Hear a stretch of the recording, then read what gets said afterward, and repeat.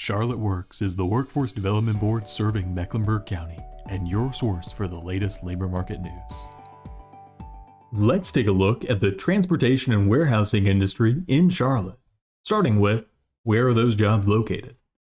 You can see the map of Mecklenburg County here, a strong concentration on the western and northern parts of the Charlotte area, with 28208 as one of the top zip codes and 28219 as one of our other top zip codes for this industry.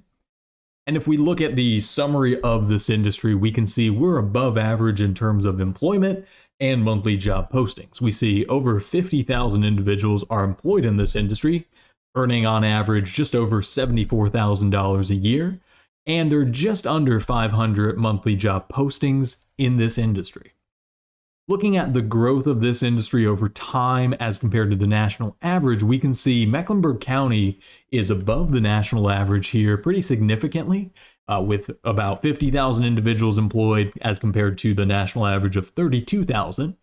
And we've seen pretty significant growth over the past 5 years, almost 50% growth since 2017. That's projected to slow over the next 5, but still strong growth at 11%.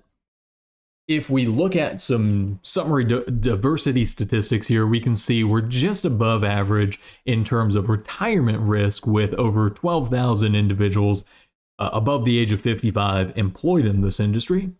Above average racial diversity, with over 26,000 racially diverse individuals employed in this industry. And above average gender diversity, with over 17,000 women employed in this industry.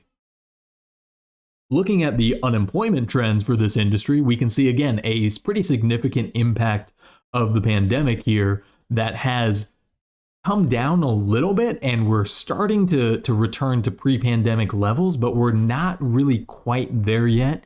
You can see the spike in 2018, we're at those levels, but we're really not seeing what we saw late 2018 up into through 2019. We're not seeing that low level of unemployment in this industry just yet.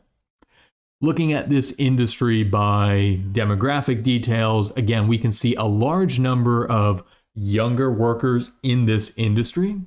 Looking at it by race and ethnicity, we see over 46% of this industry is white, 40% is Black or African American. That's just a little bit above the baseline demographics for Mecklenburg County.